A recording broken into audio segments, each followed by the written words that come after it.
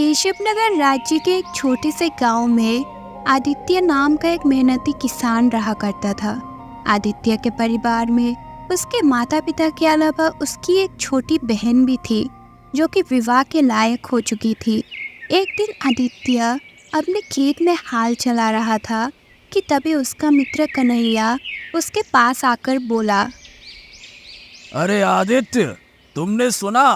अरे गांव के मुखिया के घर जिसने चोरी की थी वो हमारे गांव का ही मोहनलाल है। और जब उससे पूछा गया कि उसने चोरी क्यों की तो उसने कहा कि उसकी मजबूरी थी। उसने ये भी कहा कि वो चोरी करना नहीं चाहता था। सब भाग्य का खेल है। अरे ऐसा वही करते हैं जो मेहनत नहीं करते और हमेशा अपने भाग्य पर रोते रहते हैं। मूर्ख कहीं का। अरे मूर्ख इतना भी नहीं समझते हैं कि मेहनत से ही भाग्य बनता है। इतना बोलकर आदित्य फिर से अपना हाल चलाने लगा और कन्हैया वहां से चला गया।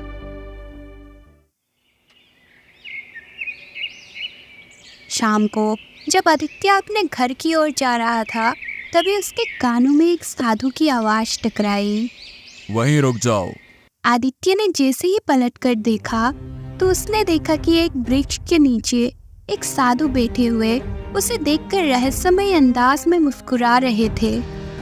क्या हुआ साधु महाराज, आपने मुझे क्यों पुकारा? कुछ देर पहले जब तुम अपने मित्र से बात कर रहे थे तब मैं तुम्हारे खेत के पास ही एक वृक्ष के नीचे बैठा हुआ तुम दोनों की बातें सुन रहा था। दरअसल मुझे तुम्हारी भाग्य की परिभाषा अच्छी लगी। अब कहना क्या चाहते हैं आप साधु महाराज? देखो, जिस मुखिया के घर पर जिस चोर ने चोरी की थी वो सत्य कह रहा है। उसने चोरी मजबूरी में की थी। मजबूरी हमसे हर वो काम करा लेती है जिसकी हम कल्पना भी नहीं कर सकते। उस चोर ने सही कहा था, सब भाग्य का खेल है। अब लेकिन साधु महाराज, मैं अब भी अपनी बात पर अटल हूं। इंसान अपना भाग्य अपनी मेहनत से बनाता है। जब कोई इंसान अपने जीवन में मेहनत नहीं करता तो वो सारा का सारा दोष भाग्य पर ही डाल देता है। आदित्य, मेहनत के साथ साथ इंसान का भाग्य अच्छा होना भी आवश्यक है। अगर इंसान का भाग्य अच्छा नहीं हुआ तो उसकी सारी मेहनत बेकार जाती है और उसकी सारी योजना धरी की धरी रह जाती है। अब क्षमा कीजिए साधु महाराज, लेकिन मैं इस बात पर विश्वास नहीं करता। मैं कोई साधारण साधु नहीं हूं आदित्य। मुझमें भूत, भविष्य, वर्तमान देखने की क्षमता है। तुम्हें बहुत जल्द मेरी बातें समझ आ जाएंगी। इतना बोलकर साधु वहां से चला गया। आदित्य अपने घर पर पहुंचा ही था कि तभी उसकी माँ रुक्मणी उससे बोली, अच्छा हुआ तुम आ गए, मुझे तुमसे बहुत जरूरी बात करनी थी। क्या हुआ माँ? आदित्य, अब तुम्हारी बहन मोहिनी विवाह के लायक हो गई। हमने उसके लिए अच्छा वर भी ढूंढ लिया। लड़का बहुत अच्छा है और हमारे गांव के जमींदार का दूर का रिश्तेदार भी है। अरे आप चिंता मत कीजिए पिताजी, मैं अपनी बहन का विवाह खूब धूमधाम से करूंगा। हाँ, मेरी फसल सारे राज्य में बहुत अच्छी उगी है। बस कुछ दिन बाद फसल की कटाई प्रारंभ होने वाली है। मैं अपनी फसल को राज्य में बहुत अच्छे दाम में बेचूंगा और फिर देखना आप, अपनी बहन का विवाह धूमधाम से करूंगा। आदित्य के परिवार वाले मुस्कुराने लगे।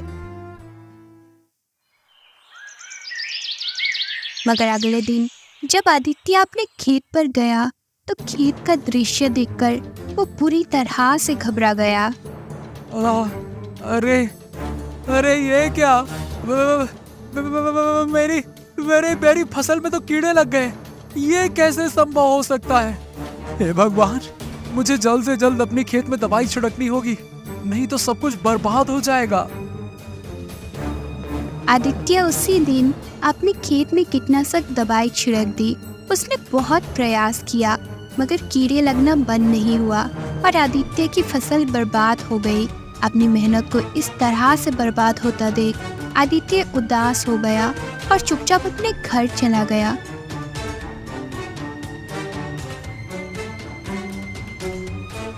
उसे उदास देखकर उसकी माँ रुक्मणी उससे बोली, क्या हुआ आदित्य, तुम उदास क्यों हो? आदित्य सारी घटना बताते हुए बोला, माँ, हमारी सारी फसल बेकार हो गई। मेरी समझ नहीं आ रहा कि अब मैं क्या करूं मैं। चिंता मत करो, तुम तो हमेशा अपने मेहनत को ही भाग्य समझते हो, तो फिर क्यों रोते हो? जाओ, जाकर जमींदार से कर्ज ले लो और केशव नगर से बीज खरीद कर ले आओ। अपनी माँ की बात सुनकर आदित्य जमींदार की हवेली पर चला गया और सारी घटना बताते हुए बोला, जमींदार साहब, मुझे बीज खरीदने के लिए कर्ज चाहिए। तो देखो आदित्य, मुझे तुम्हें कर्ज देने में कोई आपत्ति नहीं है, पर तुम तो जानते हो कि मेरा ब्याज बहुत भारी होता है। सोच लो, क्या तुम समय पर मेरा कर्ज चुका पाओगे? अब जमींदार साहब, सारा गांव जानता है कि मैं मेहनती और ईमानदार भी हूं। मुझ पर थोड़ा तो भरोसा कीजिए। सही बात कह रहे हो, लेकिन बेटा आदित्य, क्या है ना कि भरोसा करके उधार दिया जाता है, ब्याज पर कर्ज नहीं। अगर तुम मेरा कर्ज समय पर नहीं चुका पाए तो मैं तुम्हारे खेत पर कब्जा कर लूंगा। आदित्य गहरी सोच में डूब गया क्योंकि उसके पास बीज खरीदने के लिए भी धन नहीं था। उसने अपनी सारी जमा पूंजी पिछली फसल में लगा रखी थी। कुछ देर बाद आदित्य सोचते हुए बोला, ठीक है, मुझे मंजूर है जमींदार। जमींदार ने कुछ स्वर्ण मुद्राएं आदित्य को पकड़ा दी। आदित्य स्वर्ण मुद्राएं लेकर केशव नगर गया और अच्छे बीज खरीद कर ले आया। फिर वो पूरी मेहनत से खेतों में बीज बोने लगा। कुछ महीनों में उसकी फसल पककर तैयार हो गई, मगर जैसे ही फसल की कटाई का दिन आया, आदित्य ने देखा कि उसकी फसल में फिर से कीड़े लग गए और फसल पूरी तरह से बर्बाद हो गए। ये देखकर आदित्य की आंखों में आंसू आ गए। वो रोते हुए घर आया और सारी घटना अपनी माँ को बताते हुए बोला, माँ, सारी फसल बर्बाद हो गई माँ। ऊपर से मैं जमींदार का कर्जदार भी हो गया।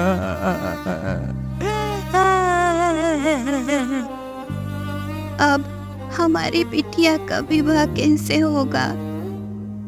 अरे आदित्य, कुछ दिनों में लड़के वाले मोहिनी को देखने आने वाले हैं। ऐसे में तो मेरे सारे गांव के सामने नाक कट जाएगी। तभी वहाँ जमींदार आ पहुंचा और आदित्य से बोला, अरे ओ आदित्य, मैं अपना धन ब्याज सहित लेने आया हूँ। क्या हुआ भाई, कहाँ हो? जमींदार, मेरी सारी फसल बेकार हो गई है। मुझे कुछ समय की मोहलत और दे दीजिए। हाँ, कुछ समय की मोहलत? ए बुड़बक, तुम्हारा दिमाग खराब हो गया है क्या? अरे सारा गांव जानता है कि मैं किसी को मोहलत नहीं देता। देख भाई, वादे के मुताबिक मैं तुम्हारे खेत पर कब्जा करता हूँ। अब अगर तुम अपना खेत छुड़ाना चाहते हो, सीधी बात है, मेरा धन ब्याज सहित लौटा दो और खेत ले जाओ। हैं? इतना बोलकर जमींदार वहां से चला गया। आदित्य के हाथ से उसका खेत भी चला गया। कुछ ही दिनों में उसके परिवार के भूखे मरने की नौबत आ गई। ये सब देखकर एक दिन आदित्य अपने पिता से बोला, पिताजी पिताजी पिताजी, ये खेत भी हाथ से चला गया और घर में राशन भी खत्म हो गया।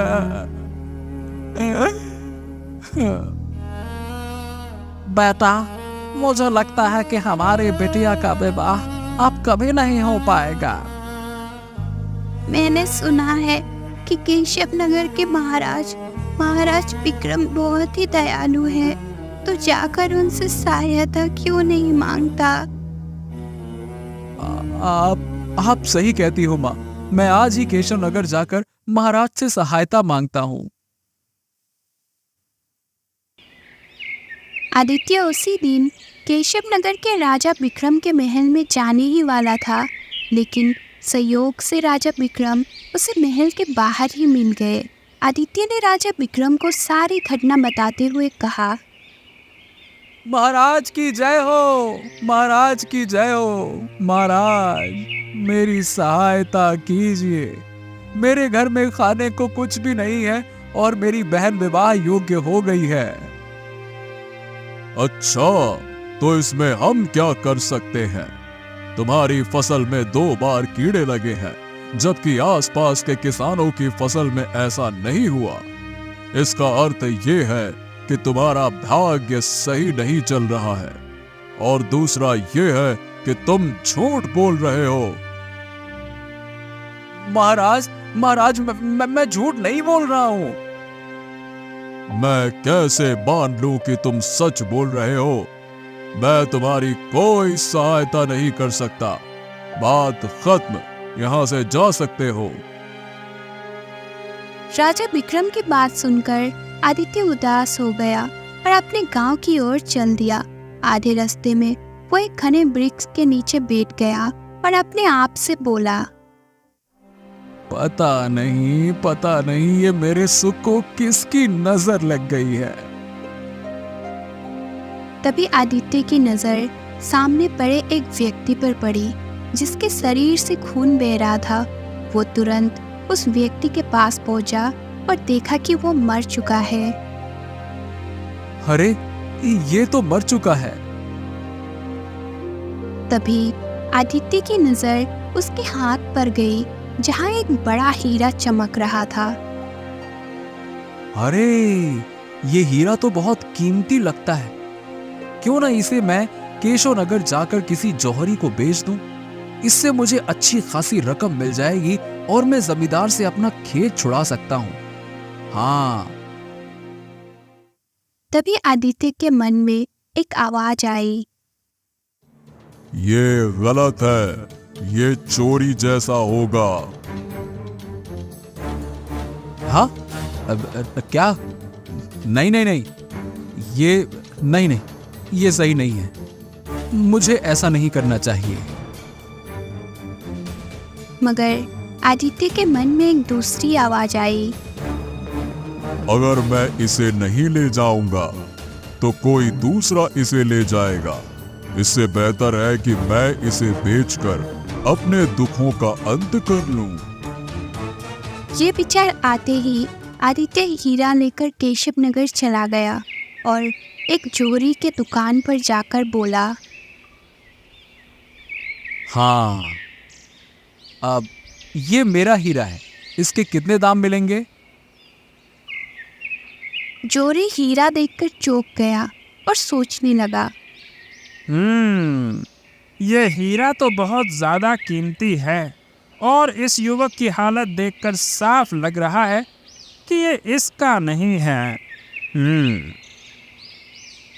जोहरी ने आदित्य को बहुत कम मुद्राएं पकड़ाते हुए कहा, ये लो, ये हीरा इतने का ही है।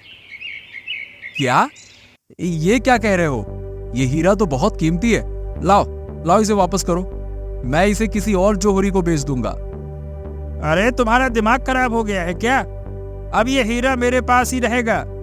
मैं समझ गया हूँ कि ये तुम्हारा नहीं है, क्योंकि इतने कीमती हीरे का मालिक कोई ऐसे चिंदी फटे कपड़े पहनने वाला नहीं हो सकता। देखो, जो दिया है उसे लेकर जाओ, नहीं तो मैं तुम्हारी शिकायत महाराज से कर दूंगा।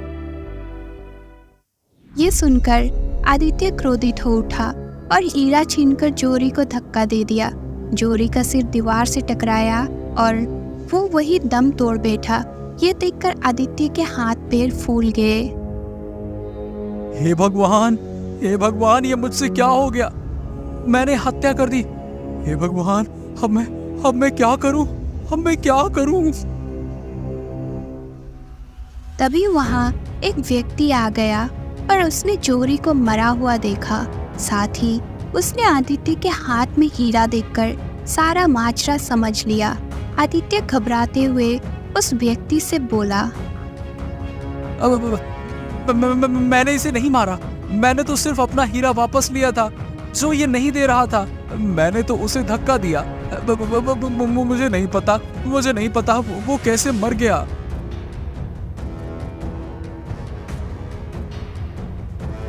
तुम्हें ये हीरा जंगल में मिला था ना, है ना? अब हाँ, लेकिन तुम्हें कैसे पता? अरे, तुम्हें ये हीरा उस व्यक्ति के पास मिला होगा जो झाड़ियों में मरा हुआ पड़ा था और उसके शरीर से खून बह रहा था, है ना? अब हाँ, लेकिन तुम ये सब कैसे जानते हो? अरे, क्योंकि मैंने ही उसे मारा था। वो मेरा साथी था जो गद्दारी करके भाग रहा था और मैंने उसे पीछे से वार करके मार डाला। क्या? कौन हो तुम? मेरा नाम बिरजू है। मैं महाराज विक्रम के राजकोष में काम करता हूँ। मैंने ही राजकोष से स्वर्ण मुद्राएं और हीरे चुराए थे और ये जौहरी उन्हें खरीदता था। अच्छा हुआ ये मर गया, क्योंकि ये हमेशा कम दाम देता था। इतना कहकर बिरजू ने अपनी जेब से एक बड़ी पोटली निकाली। आदित्य ने देखा कि उसमें कई छोटे छोटे हीरे चमक रहे थे। बिरजू ने आदित्य से कहा, ठीक है, ये पोटली तुम रख लो और अपने गांव ले जाओ। मैं कुछ दिनों बाद तुम्हारे घर इसे लेने आऊंगा। लेकिन ये तो बहुत ज्यादा हीरे हैं। क्या तुमने इन्हें भी राजा विक्रम के कोष से चुराया है? हाँ, और मैं ऐसा इसलिए कर रहा हूँ क्योंकि महाराज के मंत्री को मुझ पर शक हो गया है। ये हीरे तुम्हारे घर सुरक्षित रहेंगे और किसी को शक भी नहीं होगा। अगर तुमने मेरी बात नहीं मानी तो मैं महाराज से शिकायत कर दूंगा और मैं कहूंगा कि जंगल में तुमने ही उस व्यक्ति को मारा था और उसका हीरा छीन कर यहाँ ले आए थे। हाँ, और जब जौहरी ने हीरा खरीदने से इनकार कर दिया तो तुमने उसे भी मार दिया। लो भाई, सब जगह तुम ही फंसोगे, ध्यान रखना। नहीं, तुम ऐसा मत करना। अब तुम जो कहोगे मैं वो करूंगा। हाँ, मुझे तुमसे यही उम्मीद थी। इतना कहकर बिरजू ने मरे हुए जोरी के पास से ढेर सारी स्वर्ण मुद्राएं उठाकर आदित्य को थमा दी। हाँ, अब ये मर चुका है तो इसकी स्वर्ण मुद्राओं पर भी तुम्हारा ही अधिकार है। ले लो। आदित्य स्वर्ण मुद्राएं और बिरजू द्वारा दिए हीरे को लेकर चुपचाप अपने गांव की ओर चल पड़ा। बिरजू धीरे धीरे उसके पीछे पीछे चल रहा था, क्योंकि वो देखना चाहता था कि आदित्य का घर किस गांव में और कहाँ है।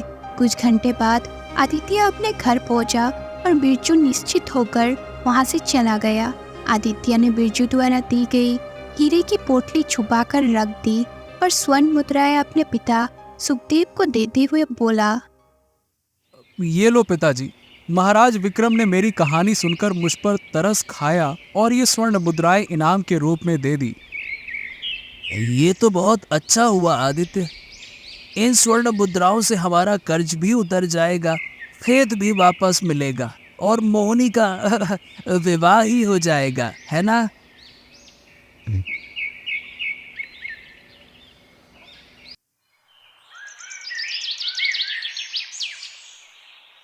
अगले दिन आदित्य जमींदार के पास गया और उसके कर्ज चुकाते हुए कहा, ठीक है, तो मैंने जितना कर्ज लिया था वो सूद सहित अब चुका रहा हूं। ठीक है?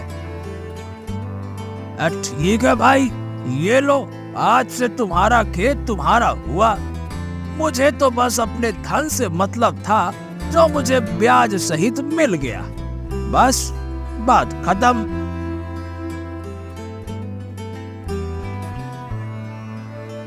आदित्य जमींदार की हवेली से खुश होकर चला आया, लेकिन जैसे ही वो अपने घर पहुंचा, वहां का दृश्य देखकर वो स्तंभ रह गया। उसके घर में राजा विक्रम, उनके मंत्री हुकुम सिंह और 2 सैनिक खड़े हुए थे। दोनों सैनिकों ने बिरजू को पकड़ रखा था। राजा विक्रम का मंत्री हुकुम सिंह राजा विक्रम की ओर देखते हुए बोला, महाराज, हमारे गुप्तचर ने बताया है कि बिरजू इसी घर में छुपा था। अब तक महल से जो भी स्वर्ण मुद्राएं और हीरे चोरी हुए थे वो बिरजू ने ही चुराए थे। जब गुप्तचर ने कल उस जौहरी की दुकान पर छानबीन की तो उसे मरा हुआ पाया। महाराज, जौहरी को मैंने नहीं मारा, उसे आदित्य ने मारा है और मेरे साथी को भी आदित्य ने ही मारा है। ये सुनकर आदित्य के हाथ पैर कांपने लगे। राजा विक्रम क्रोधित होकर बोले, और तुम मुझसे सहायता मांगने के लिए आए थे? सीधी तरह बता दो, हमारे राजकोष से चुराए गए हीरे कहाँ हैं? डरते हुए आदित्य ने हीरे की पोटली राजा विक्रम को थमा दी और कहा, महाराज, बिरजू झूठ बोल रहा है। मैं तो जौहरी के पास हीरा बेचने के लिए गया था, लेकिन उसकी नीयत खराब हो गई। मैंने उससे हीरा छीना और उसे धक्का दिया, पर मुझे नहीं पता था कि वो मर जाएगा। तभी बिरजू वहां आया और उसने मुझे राजकोष से चुराए हुए हीरों की पोटली दे दी। उसने मुझे धमकी भी दी थी कि अगर मैं उसकी बात नहीं मानूंगा तो वो आपसे शिकायत कर देगा। तुम्हें वो हीरा कहां से मिला?